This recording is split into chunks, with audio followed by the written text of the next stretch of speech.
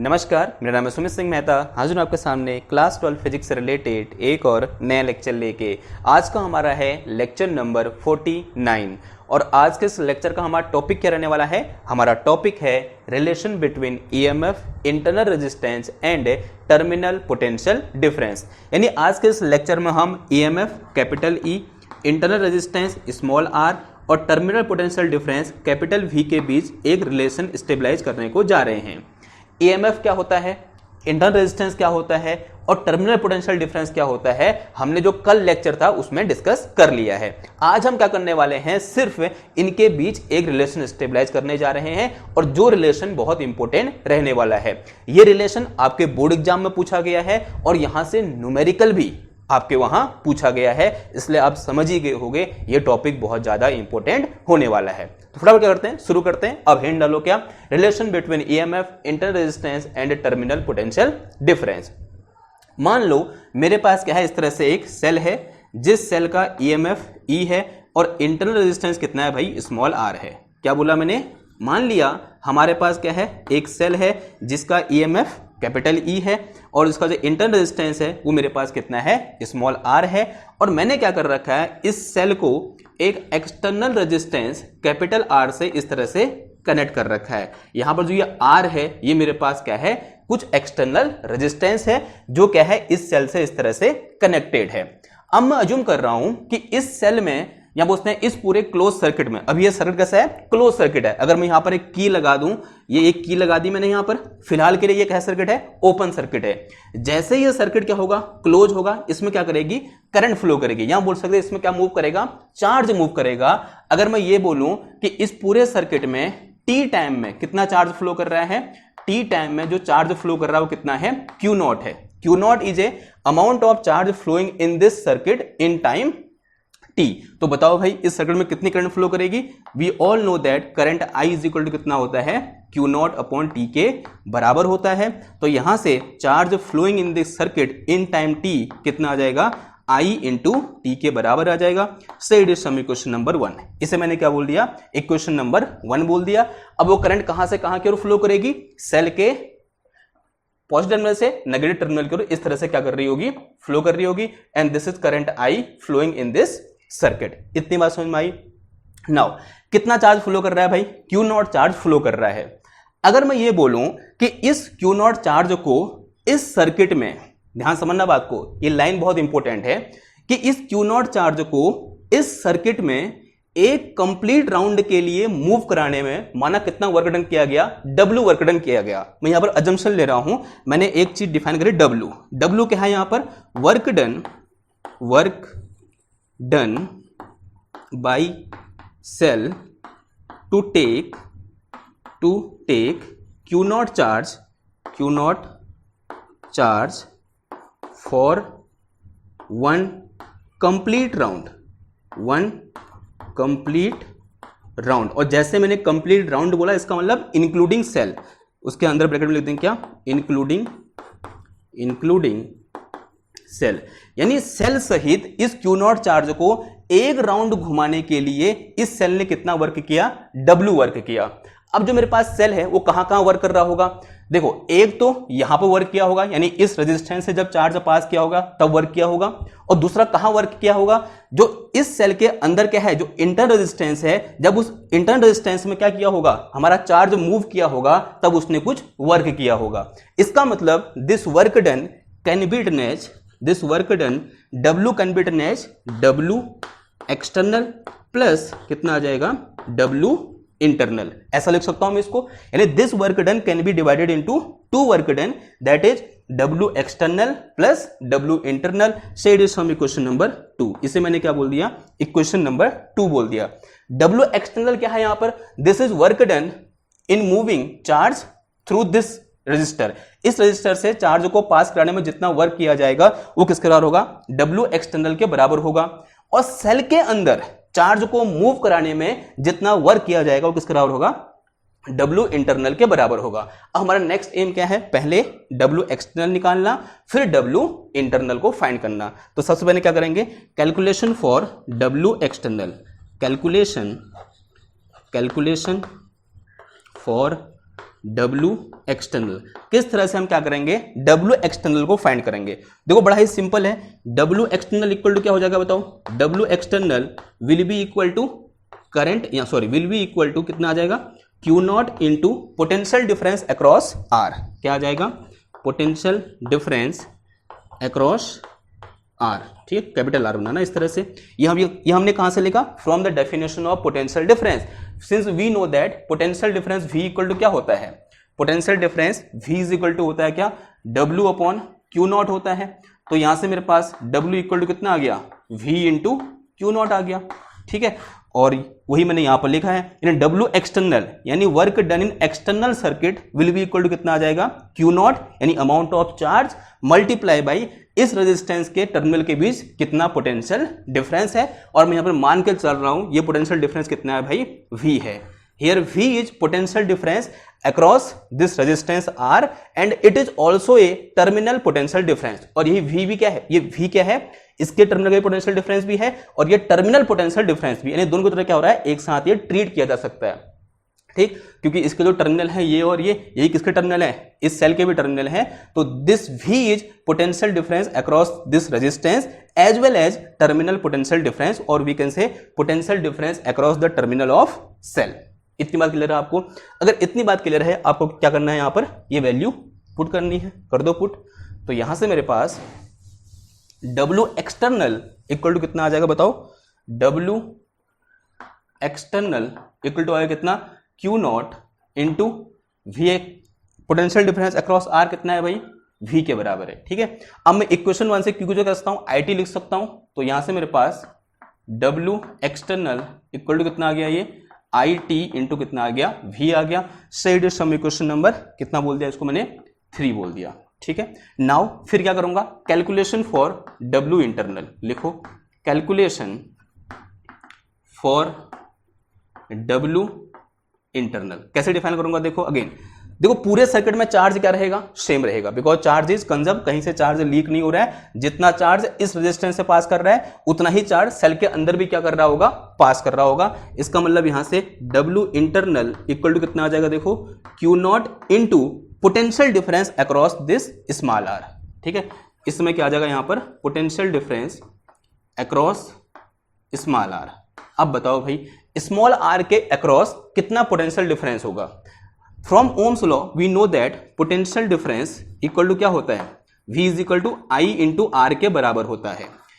अगर इसका रेजिस्टेंस कितना है, स्मॉल r है, इसमें करंट कितनी फ्लो कर रही है, I करंट फ्लो कर रही है, then this potential difference will be equal to small r into I के बराबर होगा। तो यहां से मेरे पास क्या आ गया, W इंटरनल इक्वल टू कितना आया, Q not into potential difference across R कितना आ गया, I इंटू R के बराबर आ गया। अगेन यहां पर मैं Q नॉट की वैल्यू रख सकता हूं। तो यहां से मेरे पास W internal equal to Q naught की वैल्यू कितनी है, यहां से रखो, Q नॉट इक्वल टू मेरे पास कितना है, I इंटू टी है, इंटू कितना आ गया, ये I इंटू R आ गया। तो यहां से मेरे पास W इंटरनल इक्वल टू कितना आ गया, I square R into T हो गया। और इसे क्या बोल दो, सम इक्वेशन नंबर 4 बोल दो। अब एक काम करो, इक्वेशन 3 और 4 को उठाओ, कहां पुट कर दो, इक्वेशन नंबर 2 में पुट कर दो। नाउ इक्वेशन 2 बिकम, इक्वेशन 2 क्या बन जाएगी, W इज इक्वल टू कितना आ गया, work done will be equal to W external की वैल्यू कितनी है, देखो मेरे पास IT इंटू V के बराबर है, IT इंटू V, और W इंटरनल कितना है मेरे पास, देखो I square R into T के बराबर है। दोनों ओर से IT कॉमन है, ले लो। तो यहां से मेरे पास W इक्वल टू कितना आ गया, IT बाहर आ गया, अंदर कितना बच गया भाई, ये V plus I into R के बराबर आ गया।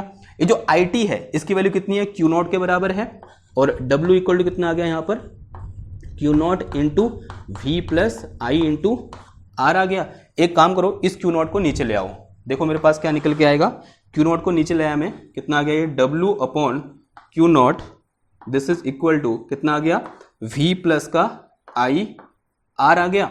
और W अपॉन Q नॉट क्या होता है बताओ, W अपॉन Q नॉट ही क्या होता है, EMF होता है। Since we know that W upon Q naught equal to क्या है, EMF E है। ये कब है EMF E, जब वर्क डन इक्वल टू कितना है, दिस W इक्वल टू कितना है, work done by cell to take Q naught charge for one complete round, from नहीं आएगा, फॉर आएगा, ठीक है, for one complete round including cell, ठीक है। Then this W upon Q equal to EMF, तो ईएमएफ की वैल्यू उठा के यहां रख देंगे, यानी ई, यहां इसकी जो क्या रखता हूं मैं, ई रख सकता हूं, तो ईएमएफ ई इक्वल टू कितना आ गया, ये V प्लस आई आर आ गया, and this is relation between R V and E. ये क्या निकल गया, जो रिलेशन हमको चाहिए था वो निकल के आ गया, ईएमएफ, इंटरनल रेजिस्टेंस और पोटेंशियल, टर्मिनल पोटेंशियल डिफरेंस के बीच, and this relation is very very important. ये बहुत इंपॉर्टेंट क्या है भाई, रिलेशन है, ठीक है। अब इस रिलेशन में जो आर है वो कभी जीरो नहीं हो सकता, पहली बात तो, बिकॉज किसी भी एक रियल सेल का इंटरनल रेजिस्टेंस कभी भी जीरो नहीं होता, R can not be zero, और आर नेगेटिव भी नहीं हो सकता, आर हमेशा कैसा होता है भाई, ग्रेटर देन जीरो होता है।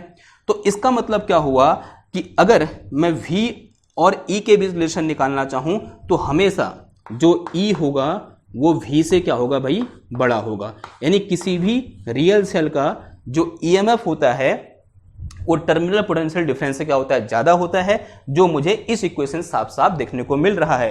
यानी V में मैं कुछ ऐड करना मुझे इस V में कुछ ऐड करना पड़ रहा है ताकि वो E के बराबर हो जाए। इसका मतलब जो V है वो क्या होगा, लेस देन E होगा, and it is very very important relation which we are getting from here, and say it is some equation number 4 हो गया था, इसे क्या बोल दो भाई, इक्वेशन नंबर 5 बोल दो। ओके, नाउ थोड़ा सा क्या करते हैं, अब आगे बढ़ते हैं। इसी रिलेशन को हम मॉडिफाई कर सकते हैं, या बोल सकते हैं ये रिलेशन कभी कभी मॉडिफाइड फॉर्म में भी हमें पूछ लिया जाता है। देखो एक चीज पता है भाई, ये जो कैपिटल V वहां पर लिखा है ये टर्मिनल पोटेंशियल डिफरेंस भी है, साथ ही साथ इस रेजिस्टेंस के टर्मिनल के बीच जो पोटेंशियल है वो भी है। यानी since what we have, V is equal to किसके बराबर है, I इंटू आर के बराबर है, from Ohm's law. Now equation 5 become E is equal to कितना आ जाएगा, I into capital R plus I into small r, तो यहां से E इक्वल टू कितना आ गया, दोनों ओर से I बाहर आ गया, अंदर कितना बच गया, capital R plus small r। तो current in this circuit equal to कितना आ गया, E upon capital R plus कितना आया, स्मॉल r आ गया। तो यहां से क्या निकल के आया, I is equal to capital R divided by small r आ गया, ठीक। तो this is relation between current EMF and a small r and a capital R। Again कभी कभी सीधे ये पूछ लेगा क्या, इसे प्रूव करो, ठीक है, इसे प्रूव करो, न पूछे क्या पूछेगा, इस चीज को प्रूव करो, ये पूछ देगा। और ये इक्वेशन कहां से निकल के आई, इक्वेशन 5 से निकल के आई, तो इसे क्या बोल दिया हमने, इक्वेशन नंबर 5A बोल दिया, ठीक। अब इसी को मैं थोड़ा और मॉडिफाई कर सकता हूं, देखो कैसे समझेंगे जरा। क्या है हमारे पास, देखो इक्वेशन नंबर 5 क्या बोल रही है, E इज इक्वल टू क्या होता है, V प्लस आई आर होता है, E इज इक्वल टू कितना है मेरे पास, V प्लस आई आर है, ठीक है। तो अगर मैं क्या करूं, यहां पर इस I की वैल्यू पुट कर दूं, देखो यहां से मेरे पास I इक्वल टू कितना है, since we have I is equal to V upon R के बराबर है। अगर मैं इस रिलेशन की बात मानूं तो I is equal to V upon R है, फ्रॉम ओम्स लॉ। तो यहां से E इक्वल टू कितना आ जाएगा, V plus V upon R और इंटू कितना आ जाएगा, R आ जाएगा। तो यहां से मेरे पास E इज इक्वल टू कितना, V बाहर आ गया, अंदर कितना बच गया, ये 1 plus small r divided by कितना आ गया, कैपिटल R आ गया। इसे मैं ऐसे भी लिख सकता हूं, कैसे, E is equal to V into capital R plus small r divide में कितना आ गया, यहाँ पर कैपिटल R आ गया। तो E और V के बीच भी क्या लिख सकते हैं हम, इस तरह से रिलेशन लिख सकते हैं। अगेन रिलेशन कहाँ से निकल के आया, इक्वेशन नंबर 5 से निकल के आया, तो इसे मैंने क्या बोल दिया, इक्वेशन नंबर 5B बोल दिया, ठीक है। बस एक ही चीज है, बस लिखने का तरीका क्या है, अलग अलग है। ये लिखो, ये लिखो और ये लिखो, क्या है, सेम बात है। यानी यहां पर मुझे करंट निकालनी है तो मैं इसका यूज कर लूंगा, यहां EMF निकालना है, करंट नहीं दे रखी है तो मैं इसका यूज कर लूंगा, अगर सभी कुछ रखा है I, R और V तो मैं इसका यूज कर लूंगा, ठीक है। तो डिपेंडिंग अपॉन डेटा हम अलग अलग फॉर्मूले क्या कर सकते हैं, यूज कर सकते हैं। अब देखो जरा समझेंगे, सॉरी यहां पर ये I इज इक्वल टू क्या है, V अपॉन R है, ठीक। नाउ कभी कभी सवाल आता है, क्या जो टर्मिनल पोटेंशियल डिफरेंस है वो EMF के बराबर हो सकता है। जो मेरे पास क्या है, टर्मिनल पोटेंशियल डिफरेंस V है, क्या वो EMF के बराबर हो सकता है। ये हमारे पास क्या आता है, कभी कभी क्वेश्चन आता है, या फिर ऐसा होने के लिए क्या कंडीशन होनी चाहिए। देखो फॉर्मूला क्या है हमारे पास, since we know that E is equal to V plus I R, ये फॉर्मूला है। क्या R कभी जीरो हो सकता है, नहीं भाई, R कभी जीरो नहीं हो सकता, ठीक है, जब तक कि वो एक आइडियल सेल ना हो और आइडियल सेल होता है नहीं। अगर मेरे पास कोई एक रियल सेल है और रियल सेल के लिए कहीं भी इंटरनल रेजिस्टेंस जीरो के बराबर होगा नहीं, कुछ ना कुछ रेजिस्टेंस लगाएगा ना इलेक्ट्रोलाइट, तो this can not be zero. If this can not be zero, तो अगर मैं ये बोलूं कि if I is equal to zero, अब बताओ भाई I is equal to zero कब होगी, इसमें फ्लो करने वाली करंट जीरो कब होगी, जब एक सर्किट क्या होगा मेरा ओपन होगा, यानी this is the condition of open circuit. किसकी कंडीशन है ये, ओपन सर्किट की क्या है ये कंडीशन है। तो in case of open circuit I equal to कितना आ जाएगा, जीरो आ जाएगा, जीरो पुट कर दो वहां से, वहां पर ई इज इक्वल टू कितना आ गया, V plus zero into R आ गया, तो यहां से मेरे पास ई इज इक्वल टू क्या आ गया, वी आ गया। यानी जो ईएमएफ है वो टर्मिनल पोटेंशियल डिफरेंस के बराबर होगा, कब, जब हमारा सर्किट कैसा हो, ओपन सर्किट हो। ठीक है, ये बात समझ में आ गई आपको। तो ये कंडीशन कभी कभी आपसे पूछ ली जाती है।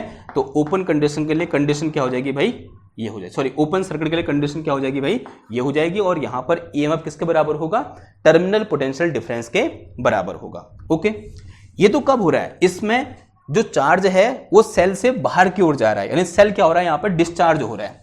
ये जो केस है ये वाला, this is case of discharging, this is the case of above all formulas for discharging। किसके लिए है ये भाई, डिस्चार्जिंग के लिए है। यानी ऊपर जितने भी हमारे पास कंडीशन आई, चाहे वो इक्वेशन नंबर 5 आया या इक्वेशन नंबर 5A आया हो या 5B आया, सब में क्या हो रहा है, डिस्चार्ज हो रहा है सेल, यानी चार्ज से, सॉरी सेल से क्या हो रहा है, चार्ज बाहर की ओर जा रहा है। इस तरह से सेल बाहर, मतलब चार्ज बाहर की ओर जा रहा है। ठीक है, यानी सेल क्या हो रहा है, हमारा डिस्चार्ज हो रहा है। हमको सेल चार्ज भी तो करना पड़ता है। तो इन केस ऑफ चार्जिंग ये रिलेशन कैसे मॉडिफाई हो जाएगा, इन केस ऑफ चार्जिंग के केस में ये चीज ठीक क्या हो जाती है, उल्टी हो जाती है। देखो क्या हो जाता है, यहां पर जो E इक्वल टू होता है वो किसका होता है, V माइनस आई आर के बराबर होता है, या बोल सकते हैं V इज इक्वल टू किसके बराबर होता है, E प्लस आई आर के बराबर होता है, E प्लस आई आर के बराबर होता है। ठीक है, यानी इस केस में क्या होगा, जो टर्मिनल पोटेंशियल डिफरेंस होगा वो ईएमएफ से ज्यादा होगा। अगर पता है ऐसा अगर नहीं होगा तो वो सेल चार्ज ही नहीं हो पाएगा। ये बात समझ में आ रही है आपको, अगर ये कंडीशन वहां पर हम अप्लाई नहीं करेंगे तो वो सेल हमारा चार्ज हो ही नहीं पाएगा। ओके, तो सेल को चार्ज करने के लिए ये कंडीशन जरूरी है कि जो क्या होना चाहिए, टर्मिनल पोटेंशियल डिफरेंस होना चाहिए, वो ईएमएफ से ज्यादा होना चाहिए, तभी हम क्या कर पाएंगे, उसको चार्ज कर पाएंगे। देखो अगर अज्यूम करो मेरे पास एक बैटरी है 12 वोल्ट की, मैंने क्या किया, इसको एक 6 वोल्ट की बैटरी से कनेक्ट कर दिया। कौन सी बैटरी चार्ज होगी, ये वाली या ये वाली बैटरी चार्ज होगी, क्योंकि चार्ज कैसे मूव करेगा भाई, करंट कैसे मूव करेगी, ऐसे मूव करेगी। अगर मैं ये चाह रहा हूं कि ये 12 वोल्ट की बैटरी क्या हो, चार्ज हो, तो इसने क्या होना चाहिए, 12 से ज्यादा होना चाहिए। माना कितने वोल्ट की है ये, 100 वोल्ट की है, तब जाके क्या हो पाएगा, ये चार्ज हो पाएगा। हाँ, अगर यहाँ पर करंट ज्यादा फ्लो कर रही है तो उसके फ्लो को कम करने के लिए, करंट को रिड्यूस करने के लिए मैं यहाँ पर क्या लगा दूंगा, रेजिस्टेंस लगा दूंगा, ताकि क्या हो जाए, करंट मेरी कंट्रोल में आ जाए। लेकिन ये जो पोटेंशियल डिफरेंस होना चाहिए वो क्या होना चाहिए, 12 से ज्यादा ही होना चाहिए, 12 से कम नहीं होना चाहिए। क्लियर बात। तो that's why in case of charging this formula modify in this way. ठीक है, इस तरह से क्या हो जाता है, ये फॉर्मूला मॉडिफाई हो जाता है। और ये क्या था, डिस्कशन था किस पर, relation between EMF, inter resistance and A terminal potential difference. I hope आपको समझ में आया होगा। अगर समझ में आया और आपको लगता है कि ये कहीं ना कहीं आपकी लाइफ में कुछ वैल्यू ऐड करते हैं, तो इस लेक्चर को लाइक करो, शेयर करो, सब्सक्राइब करो, अपने दोस्तों के साथ बांटो। मैं मिलता हूँ आपसे नेक्स्ट क्लास में एक और नए टॉपिक के साथ। तब तक के लिए थैंक यू, धन्यवाद, बाय बाय।